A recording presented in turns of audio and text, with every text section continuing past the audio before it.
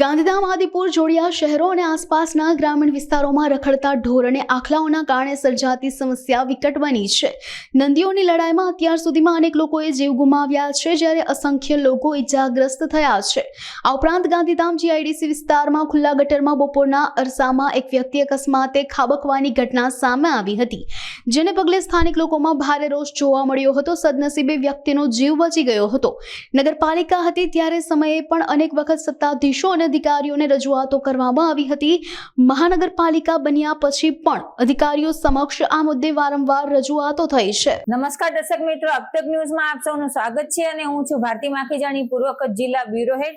તો આજે અબતકની ટીમ આવી છે ગાંધીધામ મહાનગરપાલિકામાં, કારણ કે અમુક દિવસોથી આપણે જોઈ રહ્યા છીએ કે લોકોના જે લોક સમસ્યા છે, જન સમસ્યા, તેના ઘણા પ્રશ્નો સામે આવી રહ્યા છે, જેવા કે ગટરના ઢાંકણા ખુલેલા છે, સફાઈનો અભાવ છે, કચરા ગાડીમાં લોકો કચરા નાખતા નથી અને જાહેરમાં જ કચરો ફેંકી દે છે, અને એ સિવાય મેઇન જે મુદ્દો છે કે રખડતા ઢોર અને દબાણ જે છે ગાંધીધામમાં ટાગોર રોડ પર, ખાસ કરીને ટાગોર રોડ પર જે દબાણ છે તેના લીધે ટ્રાફિકની સમસ્યા ઉદ્ભવી છે. તો એ બધા મુદ્દાઓને લઈને આજે આપણે આવ્યા છીએ ગાંધીધામ મહાનગરપાલિકા ડેપ્યુટી કમિશનર સંજયકુમાર રામાનુજ પાસે.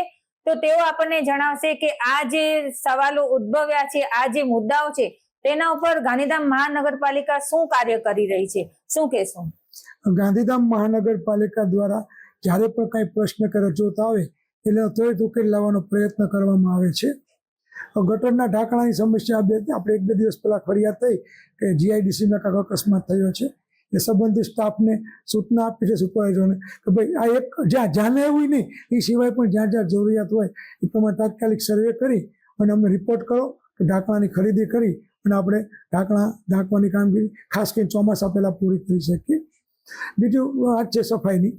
તો સફાઈ તો આપ સૌ જાણો છો કે મહાનગરપાલિકા દ્વારા સફાઈની અવારનવાર ઝુંબેશો કરવામાં આવે છે, તો ડોર ટુ ડોરની કચરાની ગાડી મૂકવામાં આવે છે, પરંતુ નાગરિકો છે એ ક્યાંક ક્યાંક પોતાની ફરજ બજાવવામાં કચાશ અનુભવે છે. કચરો સફાઈ વસ્તુ એવી છે કે એ ડેઈલી વસ્તુ છે. આપણે કેમ જમવા બપોરે જોવે, સાંજે જોવે, અઠવાડિયાનું ભેગું જમી લઈએ, એવું ના ચાલે. એમ સફાઈ બાબતમાં પણ ઘરમાં દૈનિક કચરો ઉત્પન્ન થાય જ છે, અને થાય એમાં કોઈ ખોટું નથી. પરંતુ મહાનગરપાલિકા દ્વારા ઘરે ઘરે ડોર ટુ ડોર માટે જ્યારે વાન આવતી હોય, જિંગલ વાગતી આવતી હોય, ત્યારે આપણે આપણા ઘરનો કચરો એક કચરા ટોપલીમાં રાખી અને એમાં આપવાનું આપણે ફરજ કેમ ન બજાવી. અને તમે પણ બેન જોયું હશે અને મેં પણ જોયું છે કે ઘણી વખત ગાડી ગયા પછી 10 મિનિટ પછી અથવા કોઈ પણ કચરાનો પોઈન્ટ મહાનગરપાલિકાના કર્મચારી દ્વારા સાફ કર્યા પછી તમે 1 કલાક પછી નીકળો તો ત્યાં પાછા કચરાનો ઢગલો હોય છે. હવે આ સમસ્યા તો માનવ સર્જિત ગણાય ને, કે કંઈ આપણી પાસે એટલી ઇન્ફ્રાસ્ટ્રક્ચર નથી આવી ગયું કે ચપ્પે આપણે ઉભા રહીએ કે માણસ ગોતીને દંડનીય કાર્યવાહી કે. અને સફાઈ જે એ ખરેખર નાગરિકોએ પોતાની ફરજ સમજી અને સાથ સહકાર આપવો જોઈએ, કારણ કે આપણું ગામ છે, અમે અધિકારીઓ છીએ, બદલી પાત્ર હોય પણ ગામનું સારું સુઘડ બનાવવું એ દરેક નાગરિકે પોતાનું સ્વૈચ્છિક સમજવાની જરૂર છે. આવું જે હું બીજો દાખલો આપું કે હમણાં પર્યાવરણ દિવસ ગયો, આપણે પ્લાસ્ટિક જપ્તી માટે પણ શરૂ કરી, ઝુંબેશ કરી, છાપવા માટે, પણ હજી આપણે જોઈએ છીએ કે કેટલા લોકો પોતે ઘરેથી થેલી લઈને શાકભાજી લેવા જાય, અને અમે જપ્ત કરીએ સામાન્ય લારીવાળા અથવા ઘણીવાર મોટા દુકાનદારો જ્યાં જ્યાં નજર આવે કરીએ. પરંતુ મેં એવું પણ જોયું છે કે દુકાનદાર કે લારીવાળા એમ કહે કે મારી પાસે જબલું નથી, તો બીજા વયા જાય, એટલે ધંધા ઉપર અસર પડે. એટલે આ સંતા કુકડી જેવું થાય. તો નાગરિકોએ પોતે સ્વૈચ્છિક કે ભાઈ ખબર છે, આપણે બધા જાણીએ છીએ પ્લાસ્ટિકનો બહિષ્કાર કરવો જોઈએ, તો અમલ આપણા ઘરેથી કરવો જોઈએ.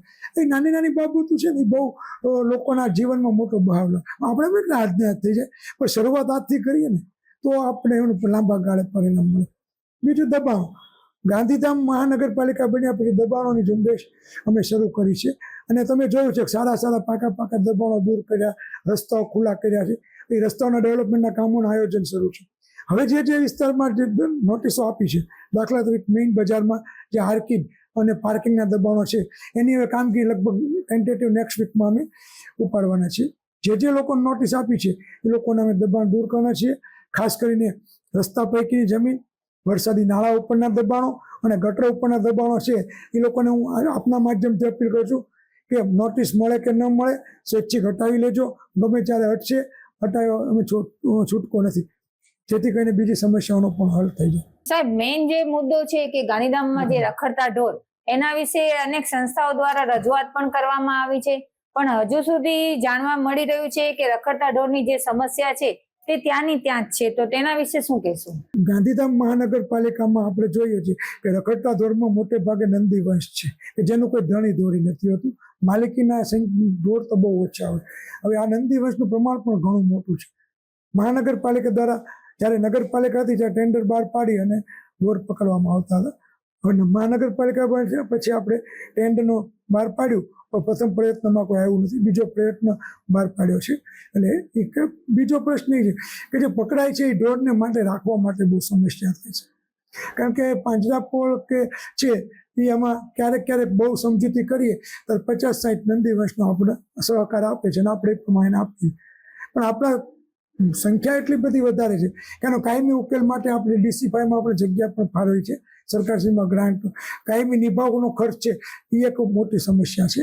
અને બે પ્રશ્ન કે આપણે લાંબો સમય સુધી રાખી શકતા નથી ક્યાંક ને ક્યાંક. અને બીજું, આપણે પકડીએ છીએ તો એનું જ્યાં સુધી આપણે પકડીએ અને એનું નિભાવનો વ્યવસ્થા ન થાય ત્યારે સમસ્યા થાય છે. પણ આનો પણ અમે ગંભીરતાથી વિચારી રહ્યા છીએ અને આ માટે કમિશનર સાહેબ, વહીવટદાર સાહેબ અને બધાય ગંભીરતાથી વિચારીએ છીએ કે આનો કાયમી ઉકેલ લાવવો.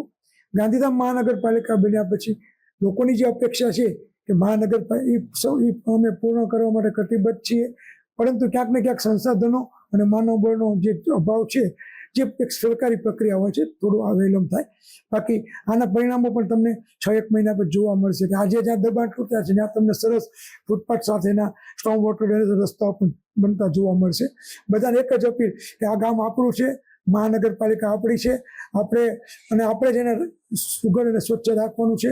આપણું ઘર જેમ રાખીએ એમ જ મહાનગરપાલિકા રાખીએ એવી અપેક્ષા. તો દર્શક મિત્રો, આપણે જાણ્યું કે ડેપ્યુટી કમિશનર સાહેબના જણાવ્યા મુજબ આ જે સમસ્યાઓ છે એમાંથી થોડીક સમસ્યા તો આપણે પોતે પણ હલ કરી શકીએ છીએ. જેમ કે રસ્તા વચ્ચે ઘાસચારો વેચવામાં આવે છે તો આપણે તરત જ મહાનગરપાલિકાને કહીએ છીએ કે ઘાસચારો વેચાય છે, પરંતુ આપણે જો એ ઘાસચારો ન ખરીદીએ તો ઘાસચારો ક્યાંથી વેચાય? એક સાહેબનું જે કહેવું છે તે પણ એક સત્ય જેવું જ લાગે છે. તો સાહેબના કહેવા અનુસાર આપણે જે સહકાર આપીએ તો આ જે પ્રશ્નો છે તે અમુક હદે મતલબ સોલ્વ થઈ જાય તેવી આશા વર્તાઈ રહી છે.